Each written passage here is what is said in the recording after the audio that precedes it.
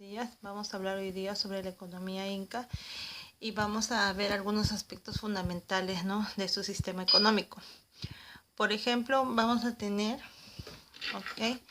que la visión económica del imperio dice va a ir más allá del comercio y de la industria. ¿Qué cosa quiere decir? Como que a ellos no les interesaba acumular muchas riquezas, ¿no?, ni tampoco desarrollar la industria propiamente dicha. Es así que va a ser una economía estatista y autárquica. ¿Qué cosa quiere decir? Que el Estado va a tener el control de todas las actividades económicas, va a decir que va a controlar todos los procesos, ¿no? La venta, la producción, etcétera, ¿no? Eh, Obviamente esta situación en que el Estado va a controlar todas las actividades económicas va a generar que, por ejemplo, sea una economía de alto rendimiento, ¿no?, de producción, y que va a cubrir las necesidades de la población. Es por eso que se dice que en el imperio del Tahuantinsuyo, por ejemplo, no existía la pobreza ni tampoco había hambruna, ¿no? Ellos tenían un sistema muy eficaz para poder satisfacer la necesidad de toda la población. Entonces, ahora vamos a tener que la base económica va a ser obviamente la tierra, que va a ser que va a realizar una agricultura de subsistencia, aparte obviamente de comercializarla a través del trueque, porque ahí no existían las monedas, ¿no? O sea, había el intercambio de productos. Pero entonces, básicamente va a tener principios que son la tierra, ¿no?, y principios económicos propiamente dicho, que son, por ejemplo, la reciprocidad, que va a ser el intercambio de bienes y servicios entre las comunidades, ¿no? Esto va a generar la práctica entre los miembros del LACYU, ¿okay?, y va a determinar las relaciones entre Estado y población. Según cuentan los historiadores, que por ejemplo este principio de reciprocidad significaba o podíamos aplicarlo con el lema hoy por ti, mañana por mí. Quiere decir que todos los miembros del LACYU, que es la comunidad, ¿no?, de un determinado grupo de pobladores, van a tener cierto grado de parentesco. Este parentesco va a hacer que la persona sea, por ejemplo, digamos, entre comillas, más rico, porque va a tener mano de obra para que pueda trabajar las tierras. A ver, les explico mejor esta situación de la reciprocidad. Supongamos que, sí, no sé, que Juanita, por ejemplo, sí, hoy día tenga que trabajar su tierra y cosechar 20 kilos de papa. Entonces llamaba a todos los amigos de su barrio y todos sus amigos de su barrio tenían que ir a ayudar a Anita, ¿no?, a hacer la producción, el sembrío, el trabajo en la tierra. Al día siguiente le tocaba ya no a Anita, sino a Pepito. Entonces todos los demás iban donde Pepito, ¿no? Entonces eso quiere decir, como todos se consideraban como que familia, no todos eran, digamos, primos lejanos. Entonces, ¿qué pasaba? Que la riqueza en realidad entre los años era no por la cantidad de bienes que tenían, sino por la cantidad de familiares que tenían. En eso generaba, ¿no?, su riqueza, el hecho de tener mano de obra disponible para que realicen las faenas agrícolas y ganaderas, ¿no? Ahora, en el caso de, por ejemplo, la redistribución, que también es otro criterio económico de los incas, es, por ejemplo, la entrega de trabajo al Estado a cambio de bienes. ¿Qué cosa quiere decir?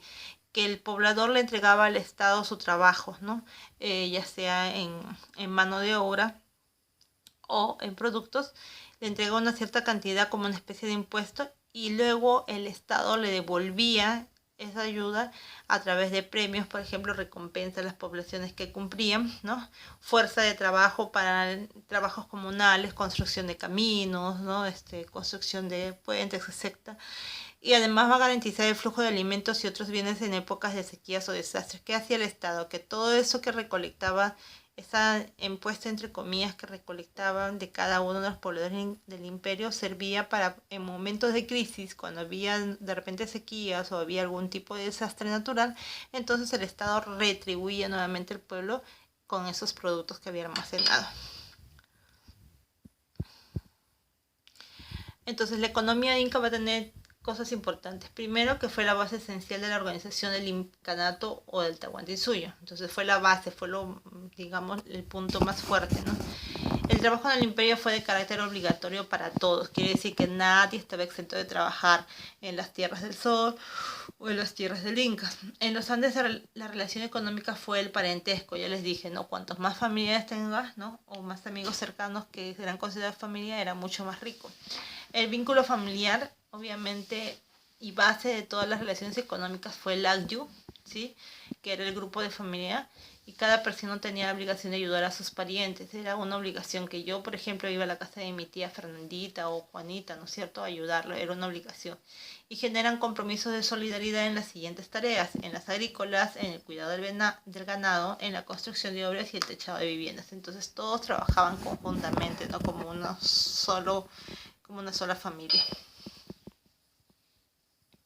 Ahora, formas de trabajo en el Inca, así como eran muy organizados, ¿no?, económicamente hablando, por lo tanto también el trabajo en el imperio también se organizaba en tres formas: la mita, la minca y el aine. La mita, que era el trabajo por turnos durante un tiempo corto y se daba directamente al Estado. La minca, obras de beneficio comunal dentro del barrio, digamos, ¿no?, o dentro del acto. Y el aine, forma de trabajo con la colaboración de parientes, ¿no? Ese era el aine.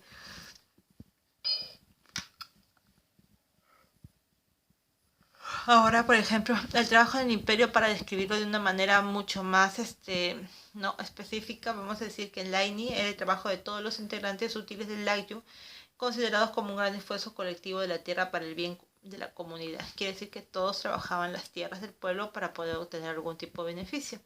En la Minca se va a laborar en las tierras del Inca y del Sol, quiere decir en las tierras de la familia sagrada, ¿no?, en beneficio del Estado y de la religión, cada año festivo. Entonces quiere decir que había un tipo de trabajo en el que, por ejemplo, eran convocados a trabajar en las tierras del Sol porque eran nobles, y en las tierras del Inca también, ¿no?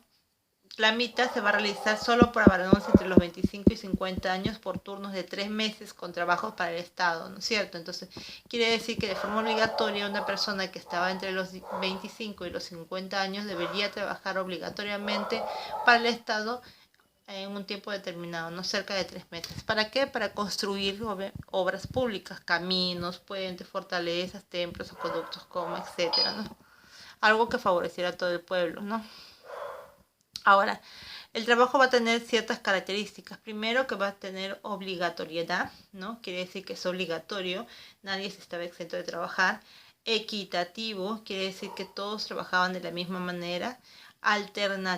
Alternabilidad, quiere decir que habían periodos de cambio de trabajadores. Y colectivismo, ¿no?, que todos trabajaban conjuntamente. Vamos a especificar entonces, ¿sí? Entonces fue fundamental,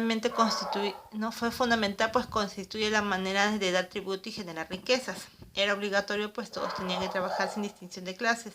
Era equitativo porque cada persona trabajaba de acuerdo a su capacidad, y era alterno porque cada periodo de descanso variaba en el trabajo. Digamos que tenían como ciertas vacaciones, ¿no? Muy bien, chicos, eso es todo por hoy. Espero les haya gustado la clase. Nos vemos. Chao.